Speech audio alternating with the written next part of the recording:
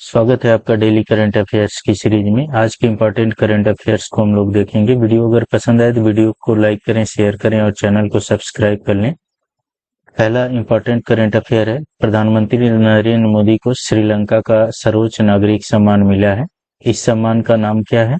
मित्र विभूषण इस सम्मान से सम्मानित किया गया है। यह मिलने वाला टोटल सर्वोच्च नागरिक सम्मान प्रधानमंत्री को यह कौवां सम्मान है, तो यह 22वां सम्मान है। श्रीलंका ने यह सम्मान क्यों दिया है? दीर्घकालिक ऐतिहासिक संबंधों और मैत्रीपूर्ण संबंधों को मजबूत करने में उनके योगदान के लिए यह सर्वोच्च नागरिक पुरस्कार इनको दिया गया है। यह पुरस्कार श्रीलंका के राष्ट्रपति अनुरा कुमार दिसानायके द्वारा प्रदान किया गया है। प्रधानमंत्री नरेंद्र मोदी को 22 देशों का कुल सर्वोच्च नागरिक सम्मान मिला हुआ है, जिसमें Sri Lanka, Mauritius, Barbados, Kuwait, Guyana, Nigeria, Dominica, Greece, France, मिस्र। यह सारी लिस्ट मैं प्रोवाइड कर रहा हूँ। यह आप लोगों को पीडीएफ मिल जाएगा, डिस्क्रिप्शन बॉक्स में लिंक रहेगा, वहां से आप लोग डाउनलोड करके यह लिस्ट एक बार देख लीजिएगा। अगला करंट अफेयर देखते हैं।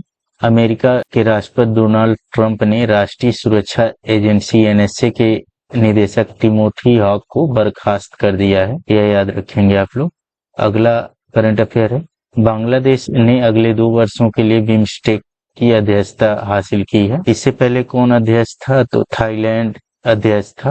अब जो है इसकी अध्यक्षता किसको मिल गई है? तो बांग्लादेश के मुख्य सलाहकार मोहम्मद यूनुस को मिली है। बिम्स्टेक के बारे में देखते हैं, तो इसका पूरा नाम है बंगाल की खाड़ी बहुक्षेत्रीय तकनीकी और आर्थिक सहयोग पहल। इसको इंग्लिश में Bay of Bengal initiative for multi sectoral technical and economic cooperation, इसका शॉर्ट फॉर्म जो है बिम्स्टेक बोला जाता है। बंगाल की खाड़ी से तटवर्ती और समीपी देशों का एक अंतर्राष्ट्रीय आर्थिक सहयोग संगठन है। यह सदस्य देश कौन कौन है? तो बांग्लादेश, भारत, बर्मा या म्यांमार, श्रीलंका, थाईलैंड, भूटान और नेपाल है। पाकिस्तान इसका सदस्य नहीं है। ठीक है, यह याद रखेंगे आप लोग। नेक्स्ट करंट अफेयर है, तमिलनाडु सबसे तेज विकास करने वाला भारत का राज्य बन गया। तमिलनाडु वर्ष 2024-25 के लिए भारत में सबसे अधिक वास्तविक आर्थिक विकास दर हासिल की है। राज्य का विकास दर कितना है? तो 9.69% है। यह पिछले 10 वर्षों में तमिलनाडु के लिए सबसे अधिक है। वर्तमान में वर्ल्ड मीडिया में सबसे ज्यादा चर्चित जो शब्द है वह टैरिफ है।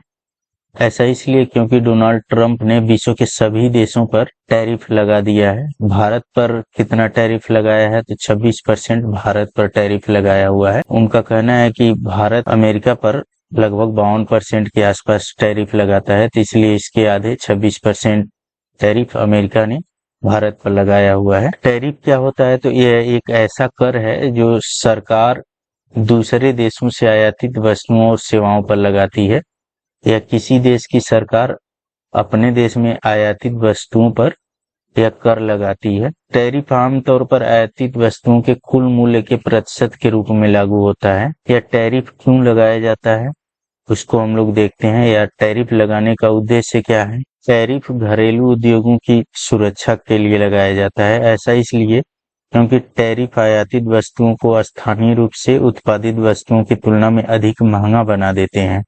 यह मूल्य अंतर उपभोक्ताओं को घरेलू उत्पाद खरीदने के लिए प्रोत्साहित करता है, जिससे स्थानीय निर्माताओं को विदेशी प्रतिस्पर्धा से सुरक्षा मिलती है। नेक्स्ट क्या उद्देश्य रहता है? तो सरकारी राजस्व उत्पन्न करने का एक साधन बन जाता है। सीमित कराधान ढांचे वाले देशों में टैरिफ सरकारी आय का एक महत्वपूर्ण स्रोत होता है। प्रत्येक आयातित वस्तु इन करों के माध्यम से राष्ट्रीय बजट में योगदान करती है।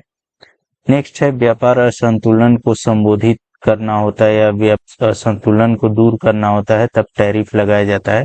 टैरिफ आयात को कम आकर्षक बनाकर व्यापार घाटे को प्रबंधित करने में मदद कर सकते हैं, और इस तरह घरेलू स्तर पर निर्मित वस्तुओं को खपत को बढ़ावा दे सकते हैं। इससे स्थानीय उत्पादन में वृद्धि हो सकती है और निर्यात को बढ़ावा मिल सकता है। नेक्स्ट है, रणनीतिक या राजनीतिक लक्ष्य की प्रपूर्ति के लिए भी टैरिफ लगाया जाता है। ठीक है, कभी कभी टैरिफ का इस्तेमाल व्यापार वार्ता में या अनुचित व्यापार प्रथाओं का जवाब देने के लिए किया जाता है। उदाहरण के लिए देश अगर प्रतिशोध के रूप में या किसी अन्य देश पर नीति बदलने के लिए दबाव डालने के लिए भी टैरिफ लगा सकते हैं। टैरिफ का प्रभाव किस पर पड़ता है या टैरिफ का भुगतान कौन करता है? पहला है उपभोक्ता टैरिफ का भुगतान करते हैं। अक्सर टैरिफ की लागत उत्पादन की कीमत में जोड़ दी जाती है या उत्पाद की कीमत में वह जोड़ दी जाती है, जिससे उपभोक्ताओं को आयातित वस्तुओं के लिए अधिक भुगतान करना होता है। नेक्स्ट, व्यवसाय या व्यवसायी को भी यह करना पड़ता है भुगतान। तो कुछ कंपनियां प्रतिस्पर्धी बने रहने के लिए टैरिफ का कुछ हिस्सा वहन कर सकती हैं, जिससे उनके लाभ मार्जिन में कमी आ सकती है। निर्यातक को भी टैरिफ का भुगतान करना होता है। विदेशी बाजार में प्रतिस्पर्धी बने रहने के लिए कुछ विदेशी आपूर्तिकर्ता अपनी कीमतें कम कर सकते हैं, जिससे अप्रत्यक्ष रूप से टैरिफ लागत का कुछ हिस्सा उन पर भी पड़ता है। घरेलू उद्योग पर भी पड़ता है। दीर्घावधि में स्थानीय उत्पादों को विदेशी प्रतिस्पर्धा में कमी से लाभ हो सकता है तथा संभवतः उन्हें बाजार में अधिक हिस्सा मिल सकता है। इसके अतिरिक्त आयातक देश के व्यवसाय टैरिफ से बचने के लिए उत्पादन को स्थानीय स्तर पर स्थानांतरित कर सकते हैं या वैकल्पिक आपूर्तिकर्ता उपलब्ध न होने पर छूट की मांग कर सकते हैं। Baku to Belem road map यह क्यों चर्चा में आया है? तो भारत ने ब्राजील के ब्राजीलिया में आयोजित 11वीं ब्रिक्स पर्यावरण मंत्रियों की बैठक में ब्रिक्स देशों के बीच मजबूत जलवायु सहयोग को बढ़ावा देने के लिए आह्वान किया है।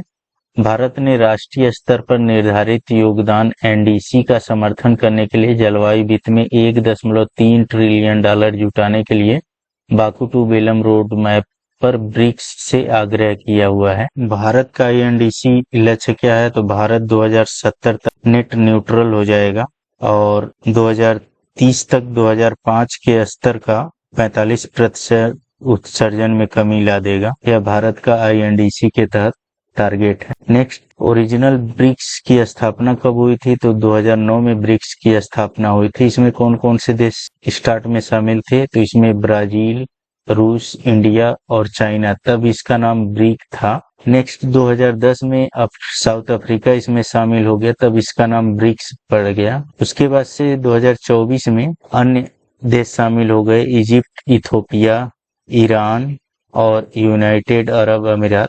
ठीक है, तो टोटल कितने हो गए अब? तो टोटल हो गए 9 और इंडोनेशिया 2025 में शामिल हुआ। अब टोटल कितने हो गए? टोटल 10 देश हो गए हैं। भारत ने ब्रिक्स की वैश्विक भूमिका पर जोर दिया है। इसमें विश्व की जनसंख्या का 47% ब्रिक्स होल्ड करता है और जीडीपी में टोटल इसका भागीदारी कितना है ब्रिक्स का? तो 36% है। यह आज का कुछ इंपॉर्टेंट करंट अफेयर है। वीडियो अगर पसंद है तो वीडियो को लाइक करें, शेयर करें और चैनल को सब्सक्राइब कर लें।